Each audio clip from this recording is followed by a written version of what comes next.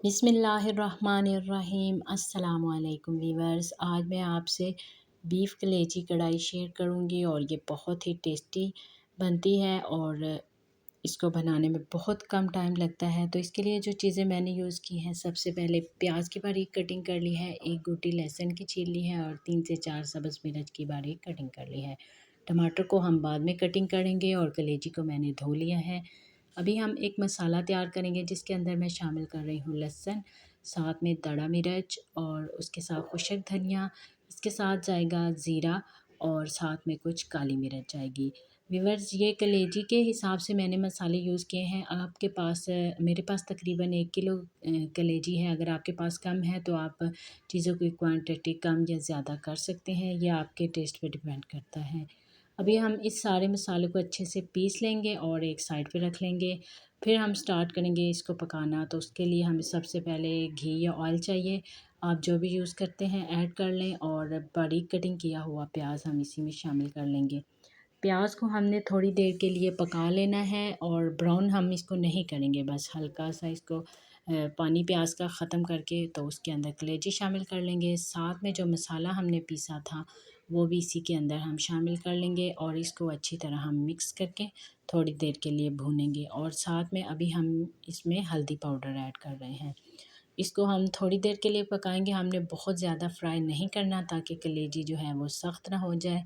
और अभी इसमें शामिल कर लिया है नमक और फिर हम इसको हल्का हल्का पकाते जाएंगे।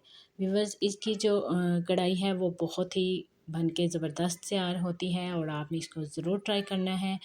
और इस टाइम पे हम इसमें ऐड कर लेंगे टमाटर और फिर एक दफ़ा हम इसको अच्छे से कर लेंगे मिक्स। इसके बनने में ज़्यादा टाइम नहीं लगता, लेकिन ये खाने में बहुत ही टेस्टी होती है।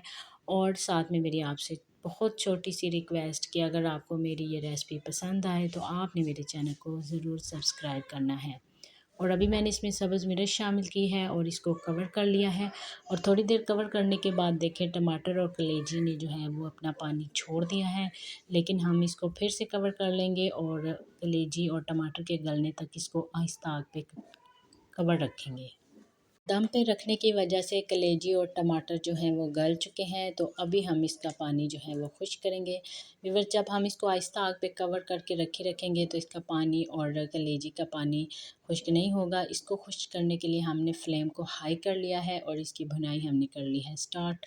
यहाँ पे मैं थोड़ा कढ़ाई को तीखापन देने के लिए मज़ीद सब्ज़ मिर्च शामिल कर रही हूँ और जैसे जैसे ये भुनती जा रही है इसका कलर बहुत ही प्यारा बनता जा रहा है और आप यकीन करें कि इसका टेस्ट भी बहुत ही अच्छा बनता है।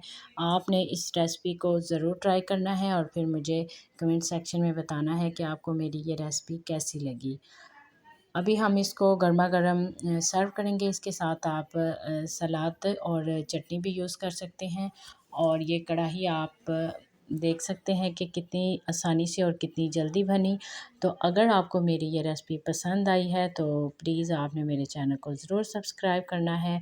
और नेक्स्ट वीडियो तक के लिए मैं आपसे इजाज़त चाहूँगी। अल्लाह हाफ़िज़।